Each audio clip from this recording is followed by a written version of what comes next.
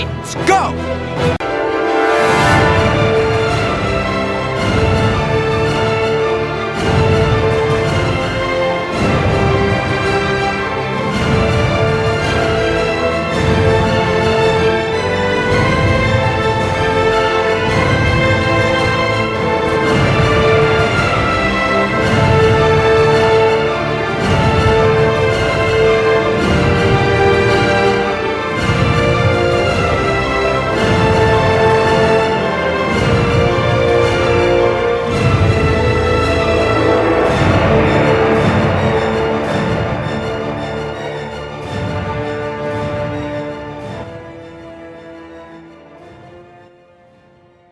Hello again, everyone. Welcome back to Titan Talk, the Titans podcast, an occasional Doom Patrol podcast. I'm one of your co-hosts, Charles Skaggs, back in Doom Manor, ready to talk some Doom Patrol because Doom Patrol is the goodness. And thankfully, I'm joined once again by my wonderful co-host and fellow hockey aficionado, DJ Nick. How you doing? Nick? Hey, Charles, I'm doing wonderful. You know, always happy to join you here to talk Doom Patrol. And yes, indeed, the hockey season is back. And I think we're both very happy. You know, your Blue Jackets won, my Canadians won. Hopefully we can get through this first round and into the playoffs. Yeah, it would be kind of nice to see the Blue Jackets actually advance into a second round. That would be a nice change of pace.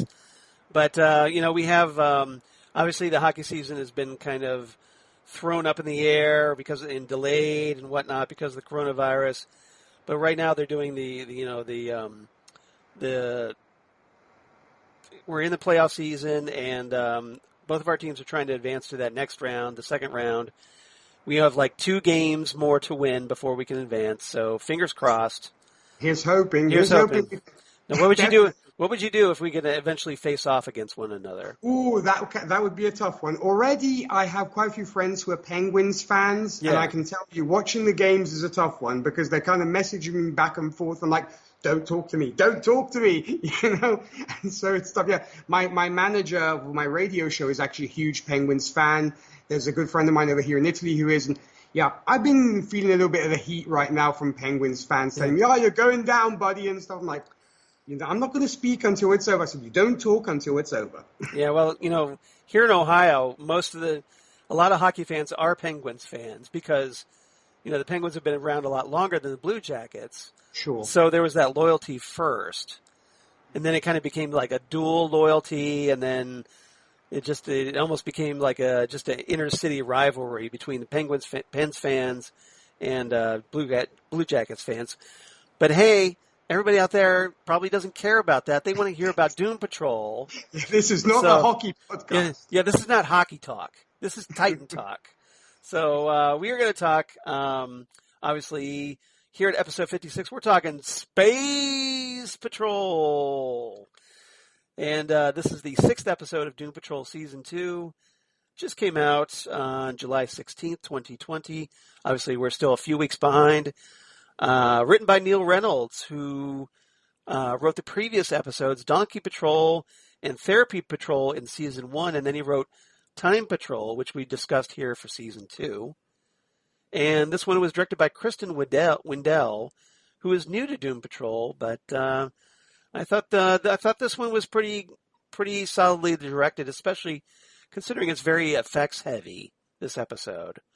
And especially with those, the moon scenes that obviously they shot in a studio because, hey, I'm guessing they're not going to go through the production costs of rocketing the team up to the lunar surface, and then back. I'm guessing that would kind of blow the budget. Yeah.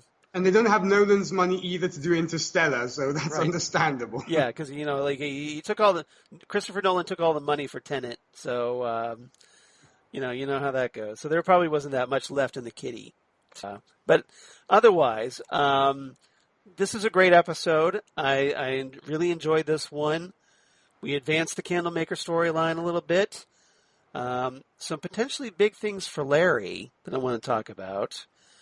We further the mystery of Ronnie Evers and some big changes for Jane.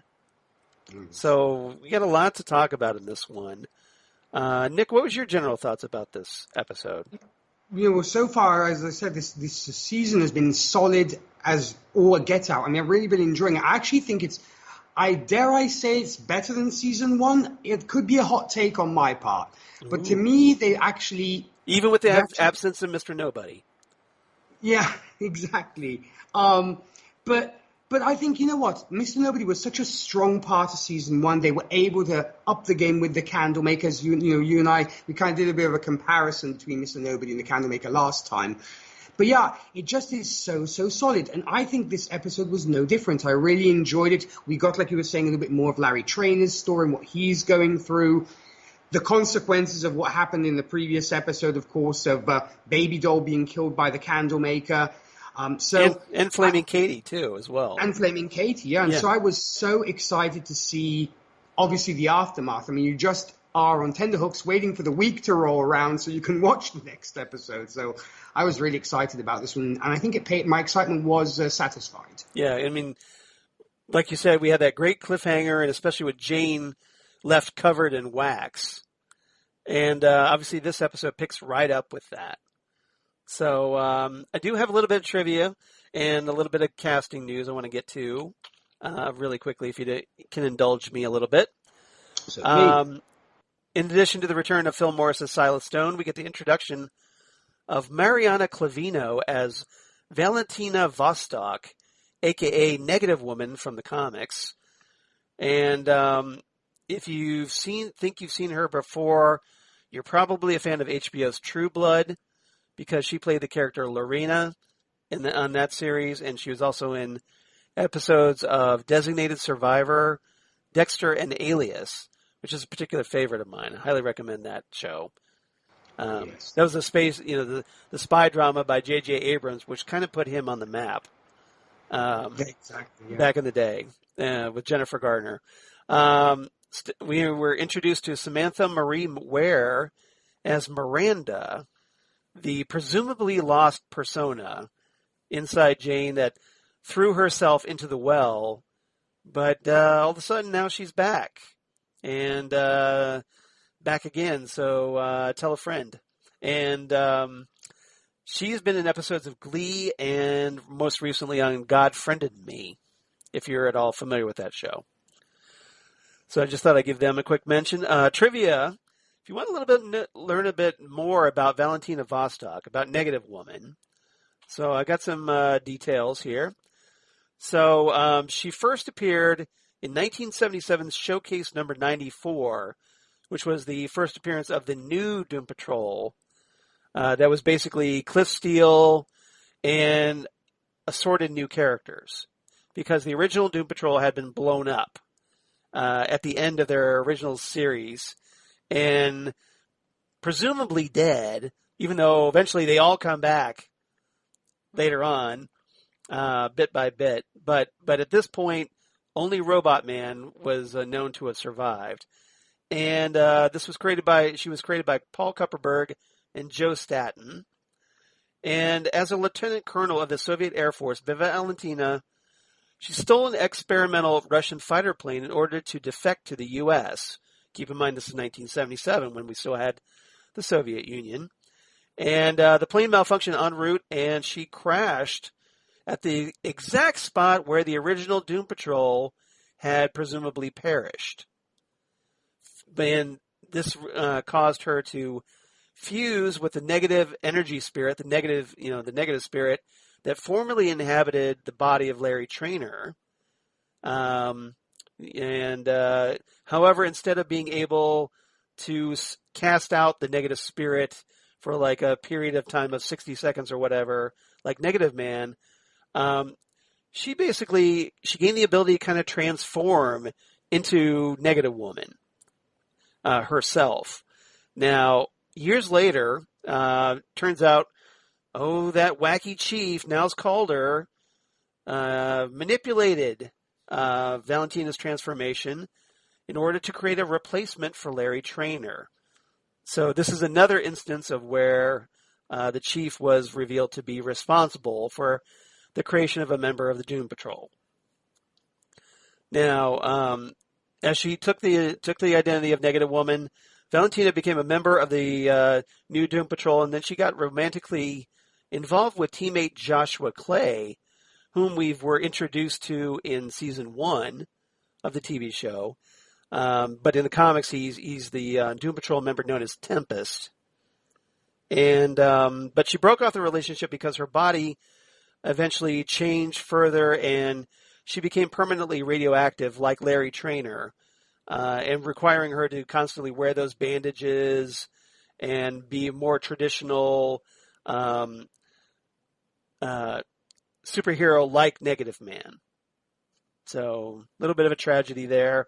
But just in case anybody was wondering about this character, so here, and we're obviously going to talk about this, Valentina has a negative spirit inside her. And that's something that Larry never considered. And so he's found someone just like him, only someone who's able to control that negative spirit. So that's going to be a lot of fun to talk about, I think. Definitely. And Charles, I actually wanted to add something here. I mean, I know I might be jumping ahead just a little bit, but, when it came to character of Valentina Vostok, didn't we also see a version of her in Legends of Tomorrow as well in season 1? Yes, we did. Now, she was, it was in an episode where they had traveled to the Soviet Union in the past, and where Firestorm was captured, and especially with Dr. Martin Stein. Yeah. And I think the actress's name in that was Stephanie Corneliuson. Yeah, that is correct. Yes. Yeah. So even though we didn't get to see her in bandages, which I was very disappointed by. Yeah. Kind of like I was here, but that's okay. Because here, they gave her, they made her almost into sort of a Russian version of Firestorm, or at least that was the concept, if I remember correctly. Yeah, and they already had like a Russian version of Firestorm from the comics by the name of Pojar. Yeah, exactly. So I'm not sure what the purpose of that was, but the Berlanti-verse, the Berlanti Arrowverse tends to make changes that I'm not sure they really need to change. So, not necessarily. But I guess, fan theory, it could be that we have, being different Earths, maybe it was a Valentina Vostok from a different Earth. I'm sure it was, yeah, because we know that the Doom Patrol are set on their own Earth. They kind of established that at the end of Crisis. That's right. So that's what I think. Maybe this is a doppelganger from that. Yeah, I'm sure it is. I'm sure it is. So just a little different, but sure. Yeah, we had seen Valentina. You're absolutely right. I appreciate you bringing that up. That we had seen her on Legends of Tomorrow, at least in a couple episodes. Yeah. All right. Like I said, we got a lot to talk about. So let's start digging into this. Topic number 1, we're going to talk about the Chief, Cliff, Dorothy, and of course the Candlemaker, because where Dorothy treads, the Candlemaker is sure to follow and loom menacingly over her shoulders. Even on the moon, she can't be alone. Right. like I went to the frickin' moon, okay, and you're still here? No, so. Anyway. It's like, leave me alone already. Jeez. There's no shaking this guy. I know, right? He's like the worst stalker ever. So Nick, any thoughts about, this is obviously kind of like one of our central stories in this episode, in addition to Larry. So, we get Dorothy being extremely upset over the death of Baby Doll and Flaming Katie at the hands of the Candlemaker. Gets a hold of a spacecraft and somehow knows exactly how to pilot that thing. How? We don't know.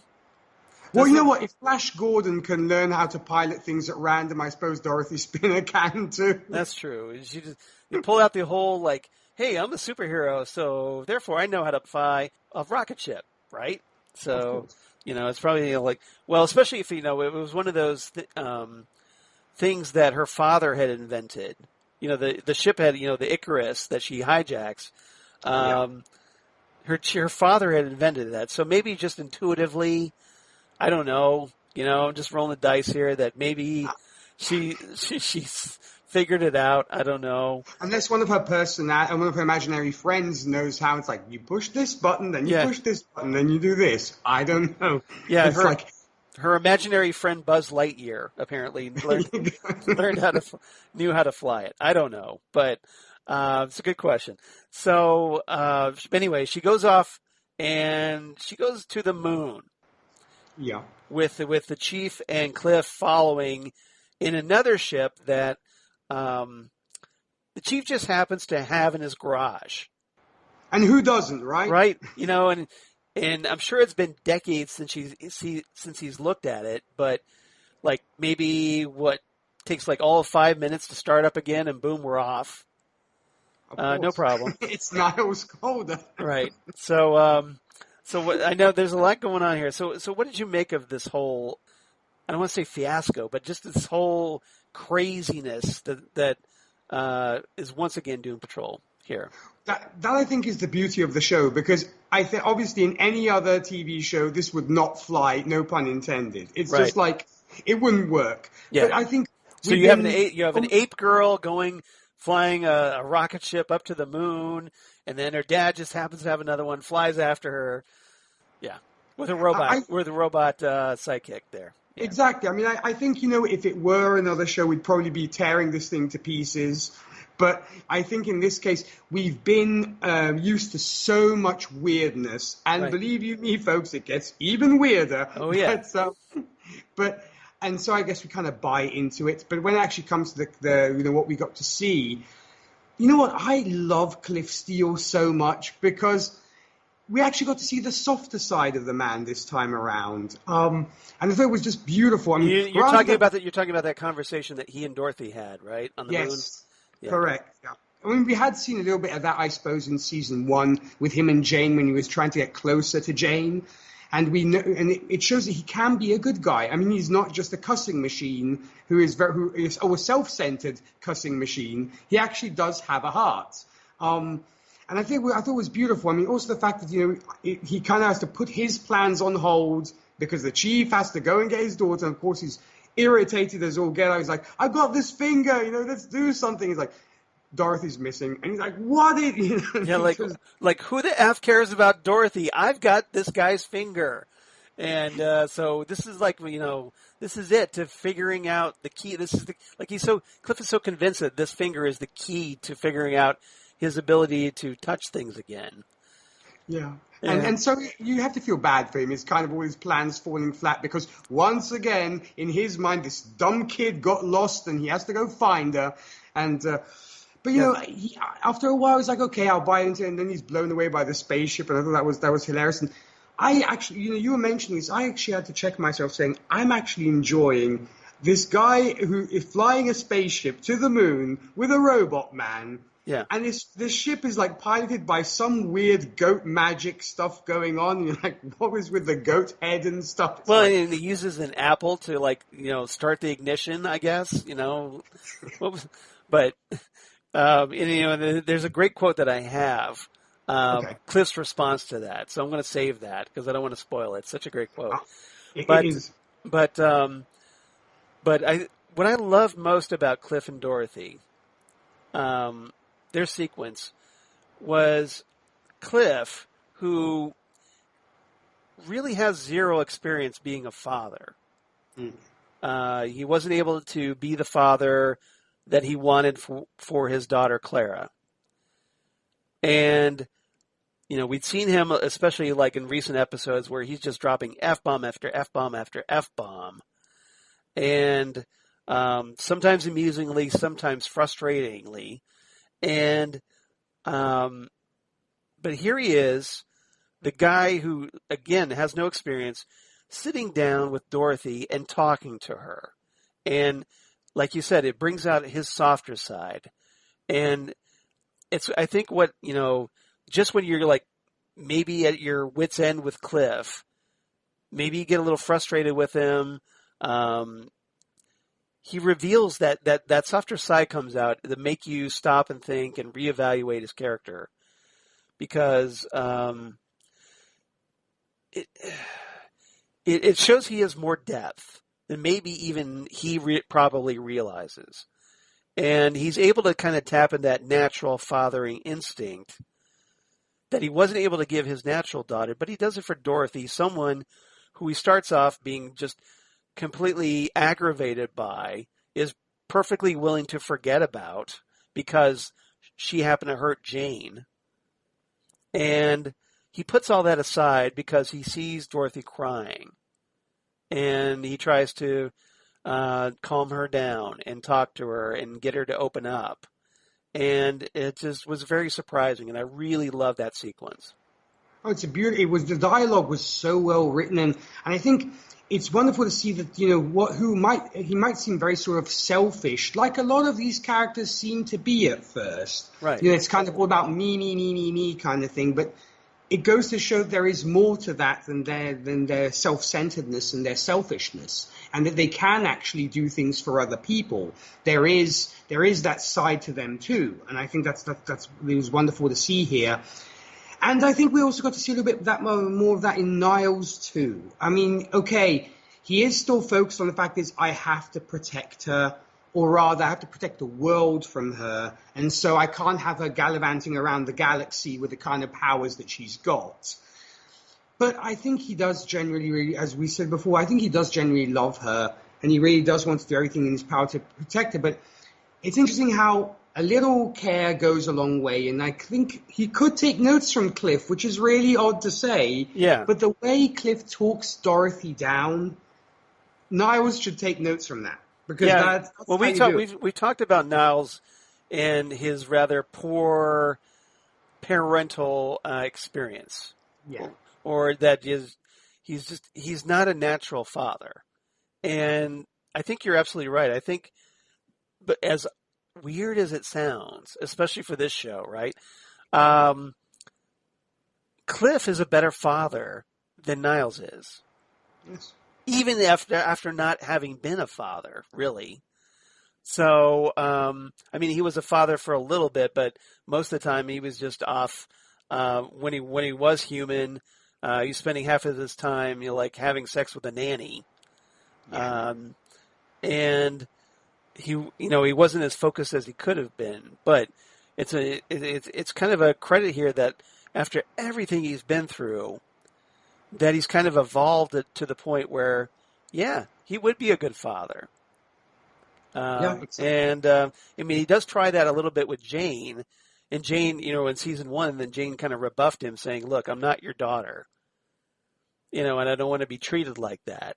So they kind of reevaluated into more of a friendship. Yes. But here, it was great to see. Just a lot of great heart in that. And then, the cliffhanger, no pun intended, at the end. Of course. You think about it. It's a cliffhanger. Get it? Literally. Yeah.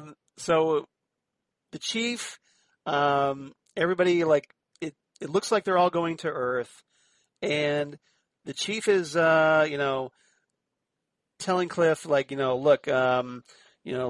looks all lovey-dovey. Niles is hugging his daughter, and he says he makes her promise, to never make another wish and all that. And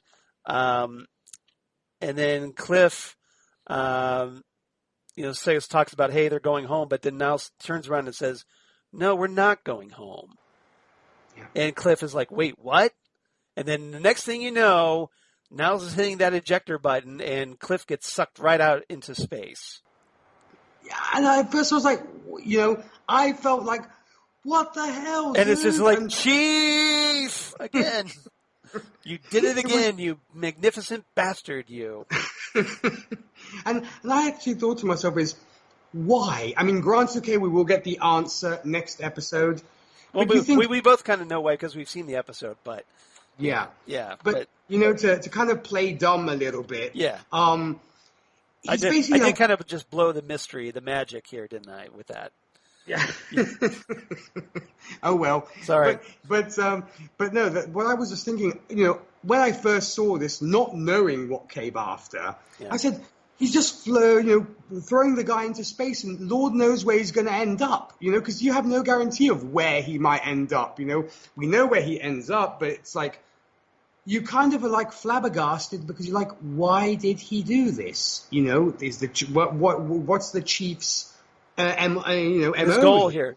So were you just you were completely stunned by that? You never saw that one coming? Not at all, because I was like, okay, they're going to go back and make that'll be hunky-dory, but they'll go back. But he kicks the guy out and like, why did you do that? My jaw hit the floor. Like, right. Why? Well, it's great because it shows how unpredictable the chief is. Yeah, but he'll throw you out of the spaceship at moment's notice. So always make sure your seatbelt is fastened. I'm just saying. Or don't go putting your when he asks you to check on put the helmets away. Yeah, don't do it. Yeah, because it's like put your own damn helmets away, Chief. I'm not getting sucked out. I'm not falling for that again. But that blew my mind. And to go back to the candle maker, granted, okay, we don't actually see him, but he is that constant presence. And as we were saying, we hear him, and we know that he's there. Yeah, that's right. I mean, he's there because the voice is there. And it just keeps you wanting more of like, what's he up to? What are we going to get? Because obviously they're upping the tension more and more and more and more. And it's like, this is eventually going to come to a head and we'll see what the Candlemaker's kind of master plan is. And Dorothy's just shocked once again that the fact that he is so coherent as it when able to speak in full sentences. She's like, you never used to be like this. I mean, she'd said this before, but even here she's like shocked that he can talk the way he does. Yeah, and he makes the explanation that, as you're growing, so am I, which is a very scary idea. Right? It is. So the Candlemaker's growing in power, growing in intelligence, and he tells her, he talks about like big girl wishes have big girl consequences, and he says he'll always be at her side until like Dorothy yells at him to go away. Yeah, that's right. And of course it's not going to be for long, but yeah, just the menace there, and the fact that I think, and it was at first I was a little when we first saw the Candlemaker, he's only speaking very in monosyllabic terms. He's speaking like very one syllable words, and they're very simple. And then it was like make wish or exactly, stuff like that. Yeah, exactly. Like fire bad, tree pretty, like I talked about, and and now he's much more eloquent. And as a result, I think he becomes even more menacing. Yeah. Because he feels like you feel like that he's got a little bit more in the ball. That means he's thinking, he's changing, he's evolving, and which is never a good thing when you're dealing with a villain. When they start upping their own game, not a good sign, not a good look. So, I mean, he definitely has his, more than a firm toehold in her imaginary world. If we were to compare it to like an underground, if you will, it's kind of like he is now dominating almost that underground. He's taking it over more and more. Yeah, and he keeps trying to isolate her from the others. Yeah. To basically feel that he's the only thing she needs. And as he continues to grow in strength. So just a great. I love the development that we're getting with the Candlemaker, and can't wait to. We still, you and I, we still have the season finale coming up to watch. Mm-hmm. So I'll be curious to see how that all resolves itself without giving too much away in between. Yeah, no, exactly. It's but yeah, there's some great things to come. That's all I'm going to say. Exactly. All right. Anything else about these characters before we move on? No, I think that pretty much says it all. I mean, it's just like you just wonder at this point, where do we go from here? What is the Chief's, objective, as we were saying. Where's he taking Dorothy? Right. Since he said they're not going back home. And so, of course, the big question mark is, where are they off to? And, of course, all questions will be answered. Exactly. And, of course, Cliff is not going to be happy with the idea of being launched into space, back to Earth. So, yeah. Yeah, those who miss Cliff mouthing off, you're going to get a lot of it. Yeah, pretty much. Needless to say, he doesn't take it too well. But, yeah, go figure, right? All right, topic number 2. Let's talk about Larry. And we'll talk about Negative Woman, a.k.a. Valentina Vostok. And the Pioneers of the Uncharted. Which, if you're a comics fan, you kind of figured out, hey, Pioneers of the Uncharted sounds an awful lot like the Challengers of the Unknown. Another DC Comics classic, but I'm guessing for whatever reason, probably because, hey, we just kind of kill off these characters in this very same episode, they decided, well, we want something sort of like the Challengers, but we don't want to actually waste the Challengers in a one-off episode. So maybe like a homage or like a wink to them, as it were. I guess pretty much, or at least as that kind of 50s throwback group. So what did you make of these characters, especially the introduction of Valentina, who is almost, as we find out in this episode, knows a lot more about the negative spirit than Larry does, and someone that Larry never thought that there might be another person out there like him. Which I think kind of throws him off quite a bit. I mean, she's an incredibly beguiling character. I was very much enthralled by this character. I mean, granted, okay, her 2 fellow astronauts, we do find out later Zip that they and Specs. Yes. I'm the brains of the operation. Yeah, exactly. I love that. Because he has the glasses. Yeah, of course. Of course, you have glasses, you're brainy, Yeah, you're right. 1 + 1, right? But no, to make a point on Valentina Vostok, I loved her. I mean, granted, it seems like at first Larry does not take to her at all. He's like, who the heck are you to give me life advice and everything? But she is basically the insult that he gives her, because she is that very zen. She has that zen quality about her. She's kind of like that almost martial arts sensei who has mastered, right, perfect inner peace, as it were, to use a Kung Fu Panda comparison. That she's mastered that inner peace, and that she's come to terms with her negative spirit. And the fact that she's actually able to keep her physical appearance intact, not having to wear the bandages and stuff. Granted, it took her 5 years, but she got there. Right. And I just love this character. Granted, as you know, Charles, I do have a soft spot for Russian girls. So okay. Is that where this is coming into play? I see. Okay. It is. Yes. Yeah. You do have a little bit. Yeah. You do have a history there, sir. Yes. Yeah. And so, I mean, that aside, I mean, and plus I love the Russian accent. I think it's just beautiful. Some people find it odd. I actually find it kind of sexy, but that's just me. But I actually love this character. I mean, as I said, and also the actress does such a fantastic job. And I hope it won't be the last we get to see of her, as we do find out she just, takes off and is going back to space. And yes. So I'm like, but I love the life lesson she gives, and the brief relationship that her and Larry have, because at first we see he's very antagonistic, and then he warms up to, he's like, you maybe have something there with what you're telling me, Yeah, I mean, because with Larry, he's coming right off of that horrible experience with his son. Oh yes, trying to kill him, yeah, and get him back, take him back to the Bureau of Normalcy. So he's now, granted, it's Larry. He's usually feeling pretty low about something. I mean, He is negative man after all, for a reason. He's negative man, and so that when Valentina comes around at this particular moment,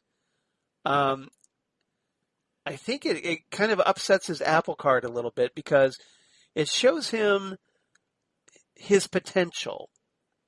That's something I don't think he ever considered. He never considered the idea of like, well, hey, I can maybe control the negative spirit. Maybe then I won't need these bandages, or, it kind of shows him, it gives him, without I think even realizing it, a little bit of hope for I think so himself. too. For himself, and he's like you said, he's very interested in Valentina. Wants to know more. She talks to him about going out into space. It's like if you ever want a fresh perspective, space is a great place to do it. And I kind of wonder, if you remember, I was talking about, I think it was last episode where I was talking about Negative Man, where he became like an evolved form called Rebus. Rebus, yeah. Yeah, because in the comics they had the Larry fusing with a woman named Dr. Eleanor Poole, and Rebus eventually goes out into space. That's the last we see of Rebus's character during Grant Morrison's run. So I'm kind of wondering if they're setting something up maybe for season 3, especially with this truncated season, about whether maybe they'll do something. Maybe they're going to evolve Larry into Rebus, or incorporate some elements of that. What do you think? What do you think? I would love to see that. Because I mean, just the way you're just talking about the Rebus character and stuff, I would love to see that realized on screen, and hopefully we do get there. And because I think this show has so much potential, whether you actually stick to the printed page or whether you decide to take in different directions. Because in this show, you can be super, super elastic and super, super out there. Right. And I think, the sky is the limit. Once again, no pun intended, but it really is. And I just love, going back to this, the philosophy that plays into this show as well, because this show can be ridiculous and silly, but it can also be incredibly philosophical as well. I think that's what we get also with Valentina Vostok, is that philosophy. And you were mentioning the fact of he could have realized his potential. It made me think of the Smallville episode where Clark meets Supergirl. And she has kind of all her powers realized. Right. And he's like, I'm barely kind of, learning how to run fast and master my strength. And she has it down and always says, oh, so you don't know how to fly yet? You don't know how to use this and stuff? So I kind of got that Smallville vibe a little bit. But plus, I'm a huge sucker for Smallville. But that's what I kind of got. Understandable. As a Superman fan, I can totally understand that. So another thing I was thinking about just now that kind of makes me wonder about the whole Rebus thing was that, if you remember, they showed this connection between Larry and Valentina when they touched, like when they shake hands, and then later again in the episode where they're saying goodbye and they hug. It's like the negative spirits react to each other. Yeah, so I'm kind of wondering if they're going to set up to substitute Valentina for Dr. Eleanor Poole. It could very well be, and also the fact that way and then use that to make Larry into that hermaphroditic Rebus version. Because what, I actually thought to myself, because if Larry was straight, right, that he'd be after Valentina immediately, right, seeing how connected they are, and so I was like, because I always think of his sexuality. So, obviously women are not his thing. Yeah. But he might go past that for all the greater good, or because the negative spirit, we can tell, is yearning to not be on Earth anymore. So maybe if he listens to the negative spirit, he might say, okay, let's head off to space. He's like, is that what you want, buddy? Kind of thing, Yeah. So. Yeah, I mean, it may not be that, like you said, Larry may not be attracted to Valentina, but the negative spirit might be attracted to Valentina's negative spirit. Correct, yeah. Yeah, so that would be kind of interesting. It would be. I was Larry may be going like, dude, I'm not straight, okay? So give me we could have that conversation. Cut me a break here, pal. So I mean, granted, I've realized our options are limited, but anyway, I just thought that's funny.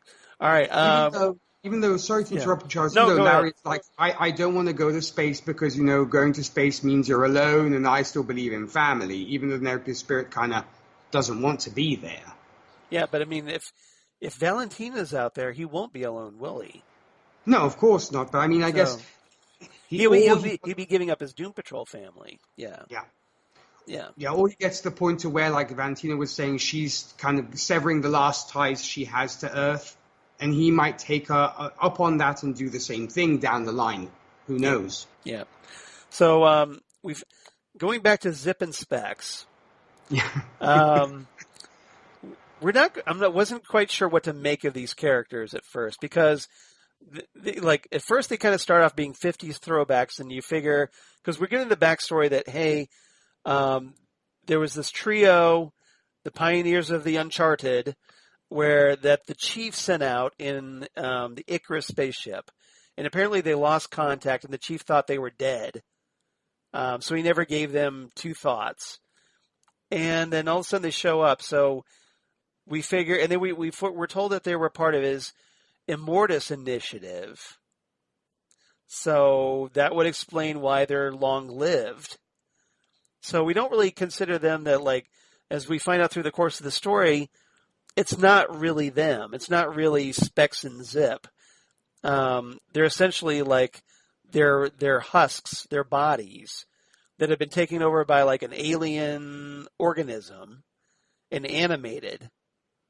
So very Doctor Who, I must say. Right. It's true. It's kind of like Doctor Who meets Doom Patrol, almost. Who Patrol, if you will. See what I did there? But they ultimately, Valentina brought them back to kind of put them to rest because the originals are dead, as it turns out.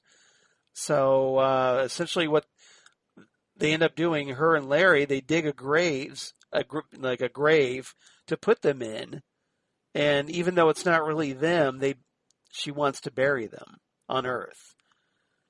And she makes this comment to Larry, well, hey, if there's any fruit that grows out from this, don't eat it. Trust me on this. So it'll probably be really bad. But I thought that was kind of interesting, pretty unexpected. And a little bit unnerving too, as well, because you're just going to leave these alien organisms buried in the earth, right? Yeah, no problem, right? For Mulder and Scully to find later on, but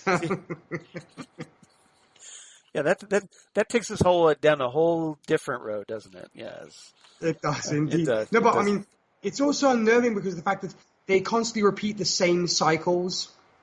Same dialogue over and over again, which can get a little bit creepy. And then they're kind of almost like machines. They start running down. It's like the batteries are running down. Sort of like exactly. Kind of so it's almost like like when you have your iPod or something, or your MP3 player, that it starts running out of juice, and you're like, okay, if you can't recharge it, you just throw it away, and that's kind of what happens here.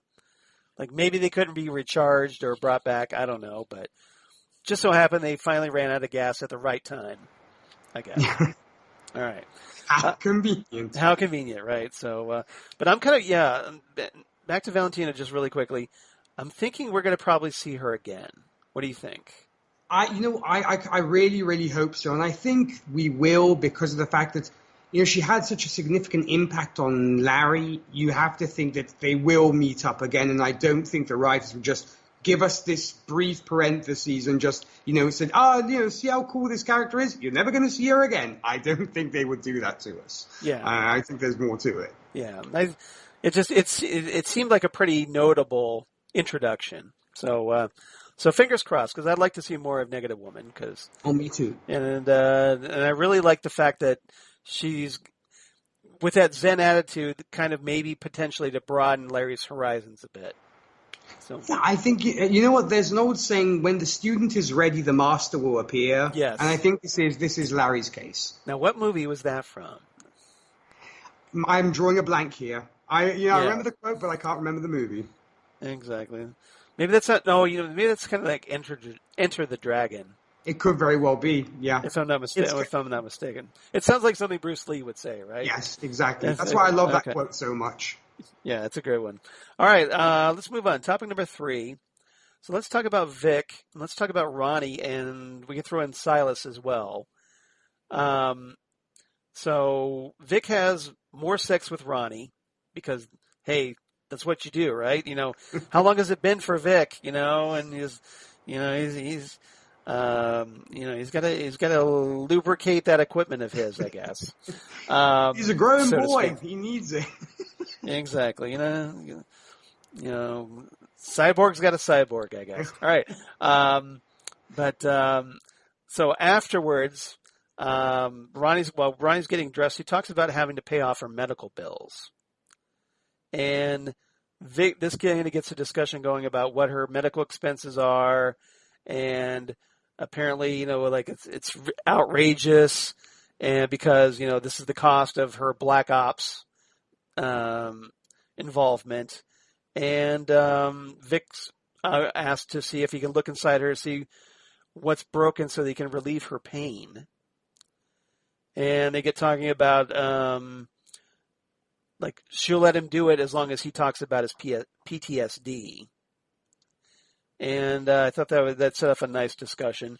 But ultimately, this leads into Vic doing a little digging more into Ronnie's background and learning a few things about her and adding to her mystery. So what did you make of this development? You know what? I mean, because you talked about the fact that Roni is a villain in the comics and such, and I am praying as a male counterpart. Yeah, I mean, I'm crossing with things and praying. It's like, please don't be a kind of a wolf in sheep's clothing here. Please don't, because Vic really needs this, and I feel so bad for Vic in that case.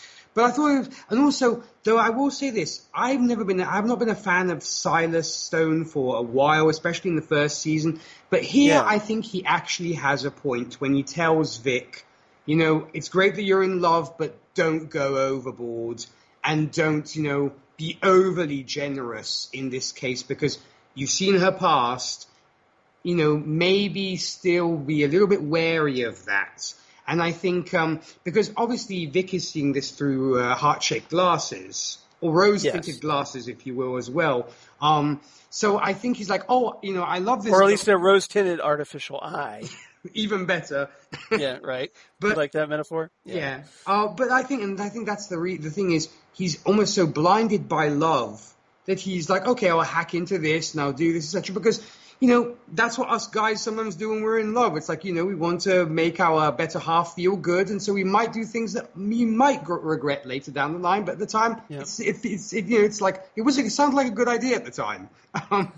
Because guys are notorious for doing really dumb things. Yeah, trying to impress a girl or trying to impress a girl, exactly. So it's like, hey, baby, check it out. I can hack, the military computers. Check it out. And let me hack into Star Lab. So essentially, Vic, Mr. Superhero, clean cut, is breaking the law for her. So now, granted, she's not asking him to do this. No, he's doing it of his own free will. Right, but because he's curious about her this mystery that is her, and he's trying to, because after looking her over, he finds that there was all these attachments that were ripped out, and it causing this pain inside her. So he comes up with the idea of well, hey, we'll just hack the military computers. And maybe they'll have the answers we're looking for. No biggie, right? And Roni,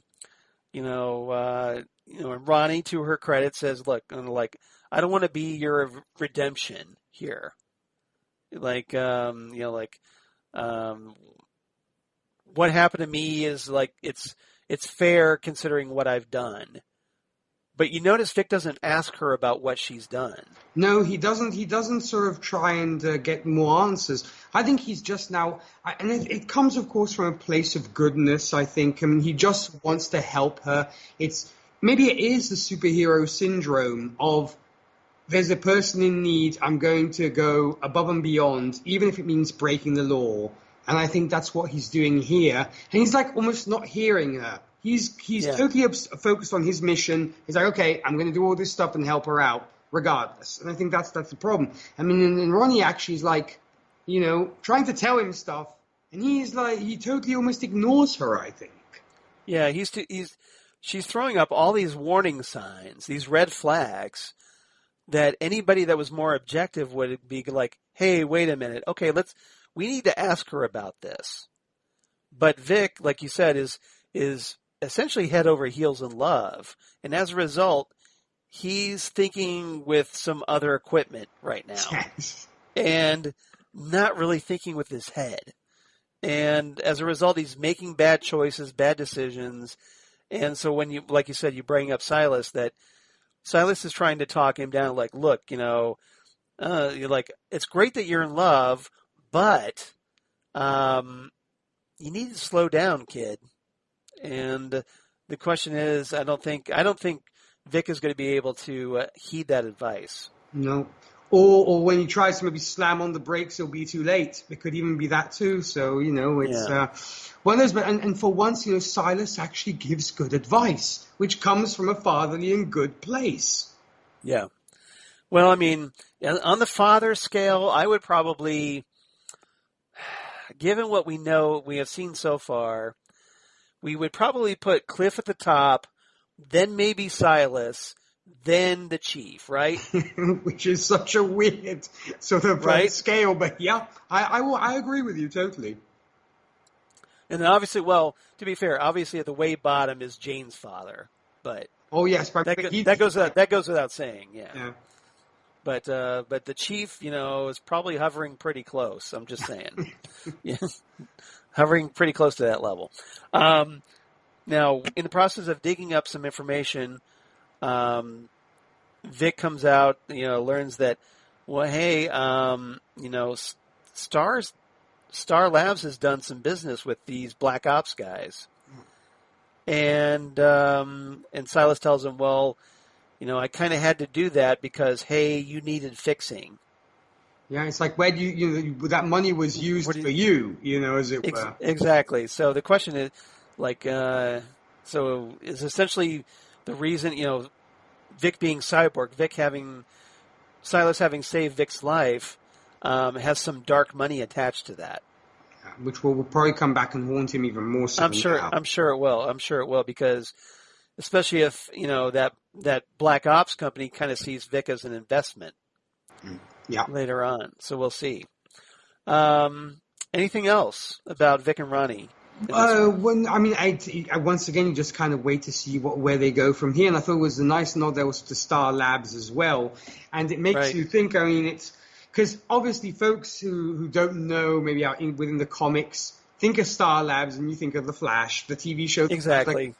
But how could, good people like Cisco and Barry and stuff do this kind of deal? Obviously it's... Well, it's like, and meanwhile, DC Comics fans know, like many other comics, where Star Labs not exactly the most benevolent company. Yeah, so listeners, if you haven't read the comics, don't think that Star Labs is just Cisco, Killer Frost, and Barry Allen. There's much more than that. It's not. Star Labs is more than just Cisco coming up with supervillain names. Yeah, exactly. Just saying. A lot of it not good. No. So just putting it that way. All right. Fourth final topic. I'm going to combine topics here. So I want to talk about Rita a little bit, and then I want to talk about Jane.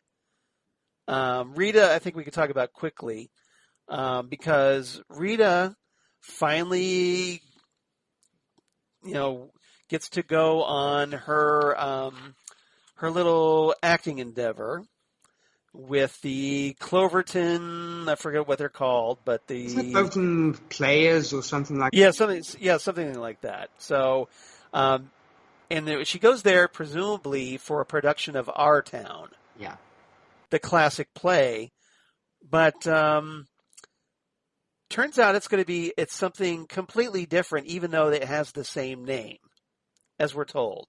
So that woman Isabel, excuse me, it was Mickey, right? Mickey, the old, the woman that was in charge of the production that Rita had kind of auditioned for at the home improvement store.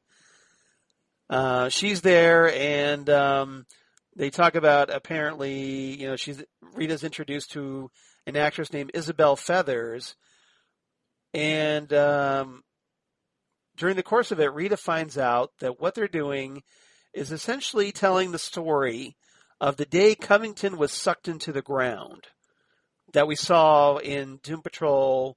Was it episode 2? It was episode 2 of season 1. Yeah. Yeah. So it's a reenactment, basically. It's a reenactment, and obviously the moment where, or the time when Rita and the team went in town, and Rita goes in that bar and then kind of loses control and becomes this rampaging blob monster that rummages through the entire, like, the main street of the town. And obviously there was, it's traumatized some people a little bit, and they decided, well, hey, we'll just turn this into a play. And Rita is understandably horrified by this. Yeah, exactly. Especially when she finds out that the girl who's going to play her is, and sees, during rehearsal what her character is like, and I guess she has also the script in front of her and such. So, yeah.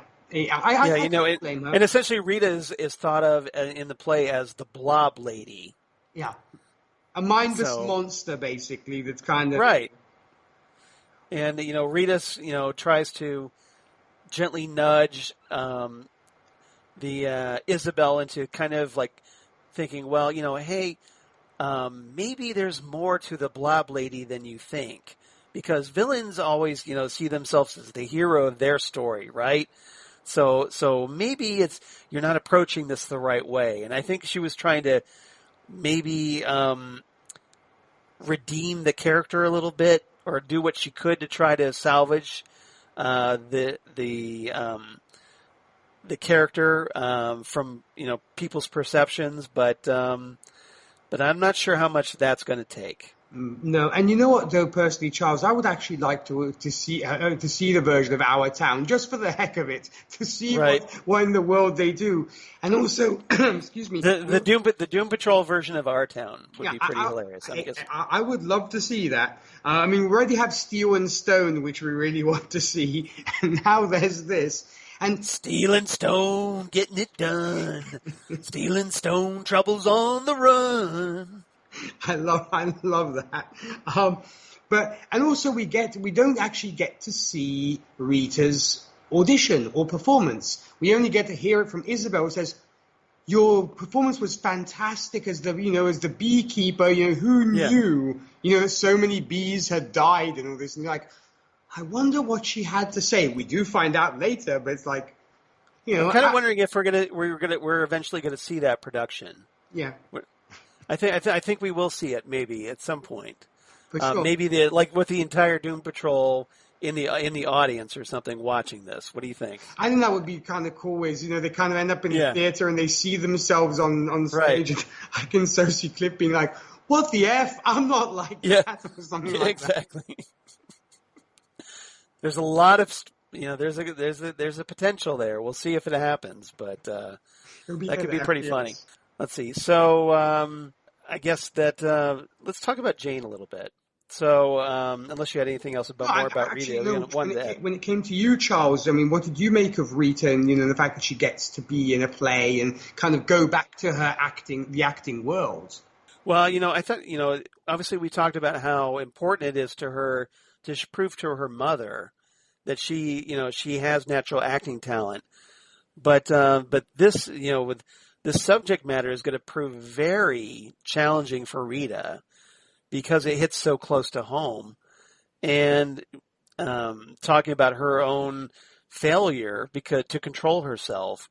So I think this is going to take a supreme effort on her part. Hopefully she'll overcome it. I'm guessing she will, but we'll have to wait and see how this plays out, I think. Yeah, very much. Already she kept it together when Isabel was telling her, this woman must have been so evil and so terrible and stuff. And all she does is kind of, clutch her bosom. She clutches her face, a little bit, trying to, expecting it to start collapsing on her. Yeah. But it doesn't. No, they would very much keep it together, and it's like, I have a nemesis, and then she leaves. That's it. Yeah, exactly. Exactly. All right, so let's talk about Jane.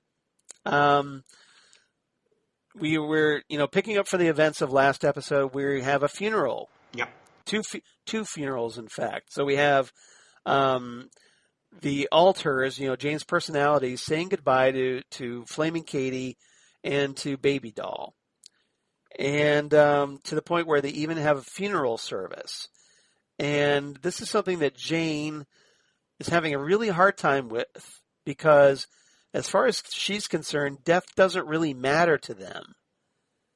And it kind of puts her at odds with some of her personalities.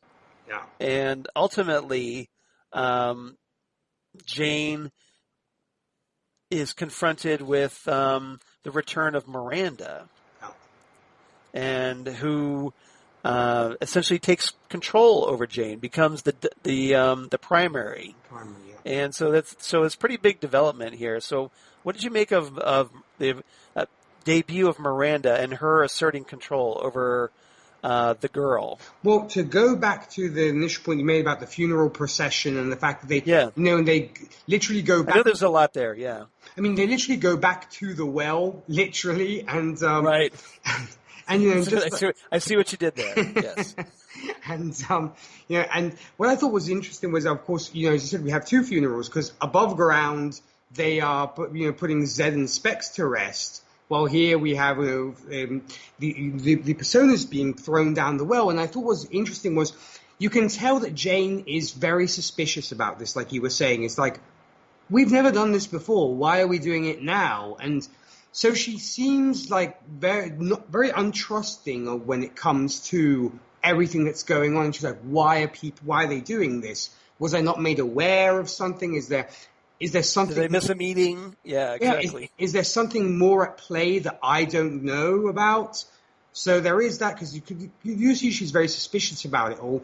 And then when, of course, we get Miranda, I was very impressed, I must say, for just because we didn't see her for long in this episode. Right. But I was very impressed by how commanding she is, by how she just has that charisma. You can tell she's a very charismatic character. She has presence, yeah. And in fact, all the other personalities are immediately in awe of her, and they almost seem to follow her instantly because she has that almost this very strong personality. To where I think even Jane is at odds. She's like, yeah, it looks like she knows the score here. I don't know what to do, because we actually see earlier Jane going to seek advice and asking the girl they're protecting herself. Yeah, the actual Kay, young Kay. Yeah, she actually seeks advice with Kay, saying, what am I supposed to do? And of course, Kay answers her, that's your job, not mine. I can't tell you what to do. You're kind of the leader here. You're the one supposed to be leading. You're the primary, so you should be the one making these decisions. Yeah, calling the shots and all this kind of thing. And Jane is totally at a loss, and I think Miranda is kind of just the icing on the cake, because you can see that she's so sure of herself, and Jane is slowly losing that grip of power and that personality to where she did have that over the other personalities. I think, she's like, she realizes she's beaten here and she can't really do much aside from kind of maybe protesting with the personality, saying, why are we throwing these people in the well? Because I was actually going to ask you this, Charles, because I might have forgotten this. Technically, can the personalities die in the underground? Well, that's what we were told. We were told that, if you remember, in season 1, we were told that Miranda died. Yeah, because she threw herself. She threw herself in the well. So, and presumably that we thought she was gone forever, but then all of a sudden, here in this episode, well, there she is. She's back. And so that kind of upsets our expectations a little bit. We're not quite sure, can they die? And, so the question is, how did Miranda come back? Why is Miranda back? What's her game plan here? And right off the bat, these two, Miranda and Jane, are set at odds with each other because Miranda projects, like you said, this confidence, this charisma, and this eerie calm. And she states things in a very matter-of-fact way. And Jane, meanwhile, is much more volatile, emotional, and as a result, she comes off looking bad in comparison, especially to the other personalities. Yeah. So so they're less inclined to side with her, and their other personalities end up gravitating toward Miranda. I mean, it's like a political debate, you know. Are you going to follow the candidate that seems super sure of themselves? You're going to go the one who maybe seems like a little bit shaky and doesn't seem to have the answers, and the other one says they have the answers, but they might not have them. Yeah, and then Miranda ends up telling Jane, well, we're supposed to do what the girl wants. No. I know what the girl wants. Do you? And Jane finally has to admit, no, I don't. So she has to step aside as primary and let Miranda take over. And which is a very hard thing for her to do. And because once Miranda takes over, then she'll show what Kay wanted. At least in her eyes. At least in her eyes, exactly. That's a great point. And so this has real world ramifications because Miranda's emergence ultimately results in Crazy Jane's body coming out of that wax and coming out of her coma. And but the question is now, okay, with Miranda behind the wheel, what's going to happen next? Yeah, because I believe that our members of Doom Patrol have never met Miranda yet. So no, they haven't. So this is going to be another of Jane's personas having to introduce themselves to the Doom Patrol, and we'll see what Miranda makes of that. It's going to be interesting. Yeah, it is. As we kind of know a little bit already, but we don't want to spoil that here yet. We got plenty of other episodes to talk about. Yeah, exactly. We try to keep this spoiler free for you listeners out there. Exactly, because we'll be here all night talking about this stuff. All right. Anything else about this episode? There's a lot. Like I said, there was a lot to dive into here. So I think by and large we covered most of the important ground to cover. And, it was just a fantastic episode, and I love always these parallels between what's going on in the underground, what's going on, ups. And I think what is fantastic is they are able to juggle multiple storylines, but do it seamlessly. Because now that you have, the Chief and Dorothy somewhere, you've got Jane dealing with her stuff, you've got Larry dealing with this, it never gets lost. It's actually so well structured, I think, for a 50-minute episode, even less. And it's a credit to the writers because there are a lot of spinning plates going on here. And somehow they're still able to keep things going without it crashing on them and losing control. It's just, it amazes me. And I'm continually impressed by the writing in this series. Yeah. And you're used to non-linear narration with David Lynch, so yeah. And seeing how well, folks like David Lynch do it, I'm sure you can appreciate it here even more. Because granted, it's more linear, but you have multiple storylines going on at once. Yeah, and even though sometimes it gets weird, it's not exactly like the surreal Lynch weird. So it's a little easier to comprehend, I think. Oh, yeah.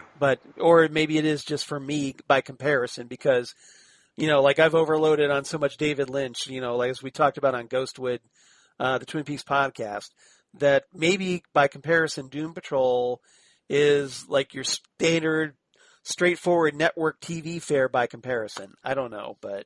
Well, yeah, I mean, but that, because David Lynch is like the masterclass of nonlinear storytelling. Yeah, exactly. Yeah, exactly.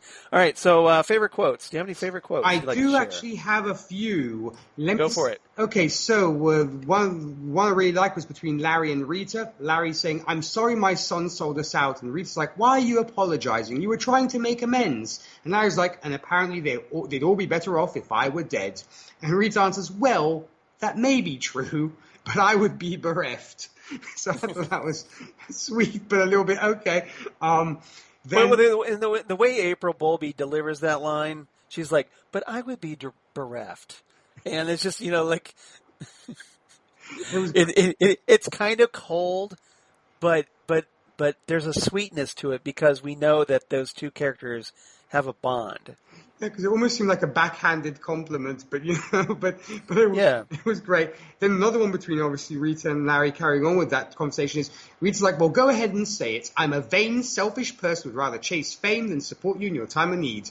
And Larry's like, first, I'm not in the time of need. I'm in the time of regret and self-loathing. Second, I doubt it's fame you're chasing by joining the Cloverton Players. And she's like, they're very well reviewed in the Cloverton Bugle. That's great stuff. And finally, Dorothy and Cliff. Dorothy saying to Cliff, I'm going to stay up here away from anyone I can hurt forever. And Cliff's like, I don't think that's how oxygen works. That was a great line. I almost had that line. I ran out of space on my page, but I almost picked that line. That was such a good, solid line. And what about you, Charles? What quotes do you have? Let's see. I've got Niles and Cliff. I kind of hinted about this earlier, where Niles is talking about his ship. And Niles says, in the 50s, science still hadn't mastered basic rocketry, so I mixed my science with a little bit of borrowed magic. And Cliff replies, you know what? I think you can solo this one, Chief. I'm not in a rush to get stranded in space on your homebrew devil ship. I loved it. So, homebrew devil ship. Anyway. There you go. I love that a lot. Let's see. Larry with Cliff saying, but there's something else you should see. And Cliff replies, is it Dorothy playing dress up with Rita's skin? Oh, yeah, because before that, he was like, Dorothy put Jane in the comb. Yes, that was good. Larry's talking about his son a little bit, saying, my son killed himself because he was obsessed with his absentee father. And if that's not worth being tormented by, I don't know what is. Yeah, that's a good one, too. That's very Larry. Yeah. And lastly, Cliff saying, so if her imaginary friends took out two of Jane's imaginary selves, do we need to have an imaginary intervention?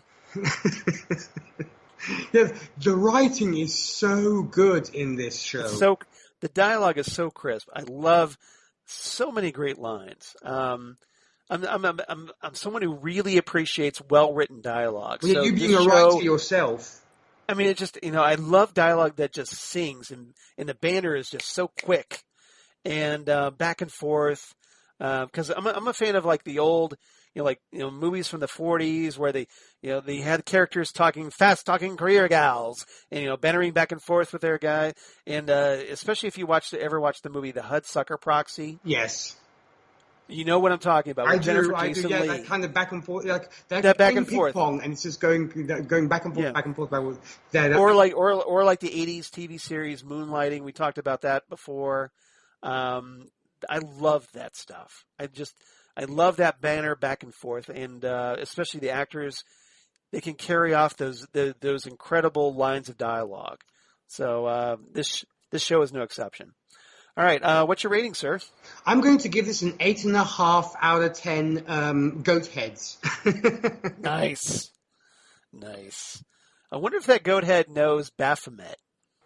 Could be. Maybe they're friends somewhere. Maybe they dated at some point. I don't know. Although I'm guessing Willoughby Kipling would be a little jealous. Yeah. Because we know how he feels about Baphomet, don't we? Yes, we do.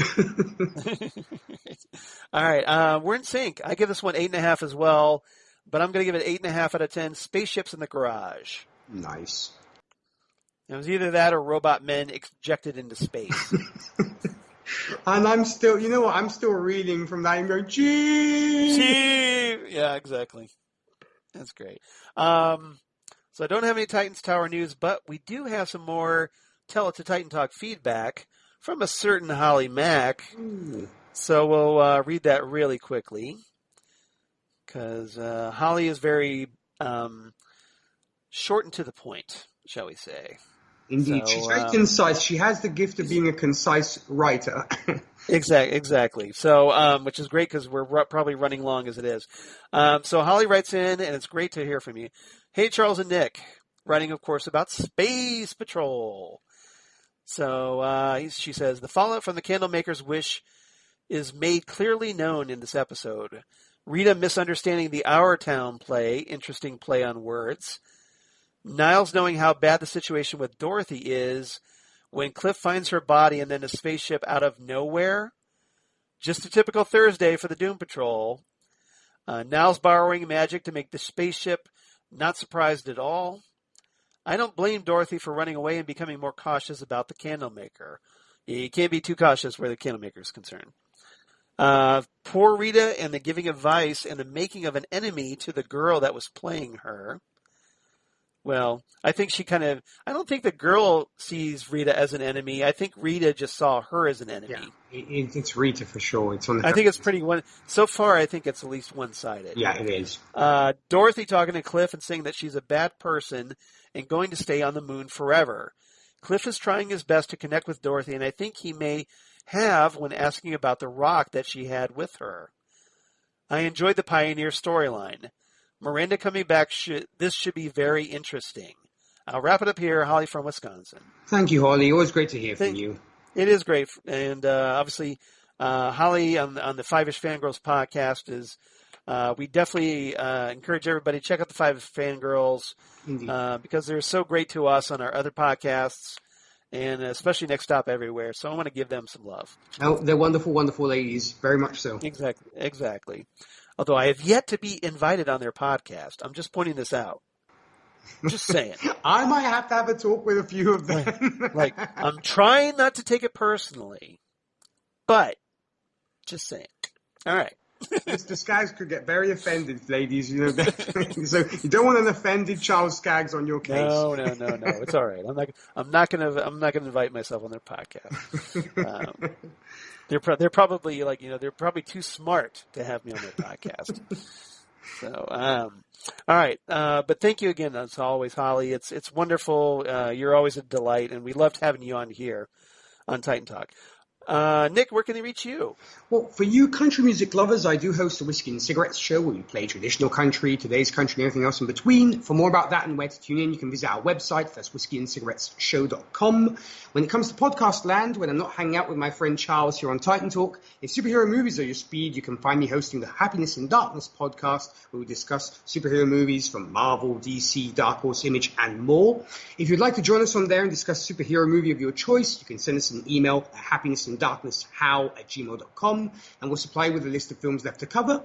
Also, outside of that, recently on another great podcast of ours, which I definitely hope you guys check out, when it comes to Zan Sprouse and Rachel Friend, of course, one of the Five-ish Fangirls. That's Gold Standard, the Oscars movie podcast, where we're reviewing all the movies that won the Oscar for Best Picture in chronological order from 1927's Wings to present day. This Thursday, we will be discussing the fifth film to win the award, which will be Grand Hotel. And should any listeners wish to join us for that, or as guest co-hosts, or to simply share their thoughts in writing on that movie, they can email us at goldstandardoscars@gmail.com. Both Happiness in Darkness and Gold Standard can be found, like this podcast, where you get your podcasts. And when it comes to you, Charles, what about you?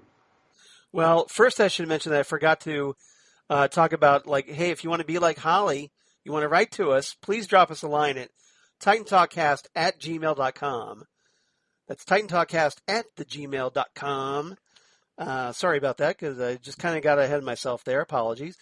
But otherwise, you can also reach us on Twitter at Titan Talkcast on Twitter, or Titan Talk, the Titans podcast on Facebook. We'd love it if you liked and follow us there. And please share our links because, hey, we'd obviously love to keep growing our audience. As for me, of course, you can reach me at Charles Skaggs on the Twitter machine or at Charles Skaggs on the Instagrams and my blog, Geeky Things. Damn good coffee. And hot. Damn good coffee and hot. Where I talk about all the stuff we talk about here on Titan Talk, including, your Titans news, your Doom Patrol news, all kinds of comic book TV news of my other podcasts that I do for the Southgate Media Group, including, Next Stop Everywhere, the Doctor Who podcast, where I do with Jesse Jackson and assorted special guest companions, including a certain DJ Nick from time to time, where we talk a lot of classic Who, new Doctor Who, or Torchwood and Sarah Jane Adventures, and also the Phantom Zone podcast they also do with Jesse, where currently we're in the home stretch of Stargirl Season 1. Only got a couple more episodes to go on that one, so stay tuned as we find out how it ends for season 1. And then Ghostwood, the Twin Peaks podcast that I do with Zan Sprouse, Nick's partner on Gold Standard, the Oscars podcast, where we talk all things Twin Peaks, David Lynch, and assorted whatever nonsense that pops into our brains at the time. And right now we're going to be, this coming Thursday, we're going to be finally recording our Ghostwood Criterion Collection review of David Lynch's 2001 film Mulholland Drive, as we go deep diving through the special features, and that should be a lot of fun. I'm really looking forward to that one, Charles. Definitely. Yeah, so fingers crossed it comes off. Nick, you better take care of Zan. Make sure she gets on that podcast.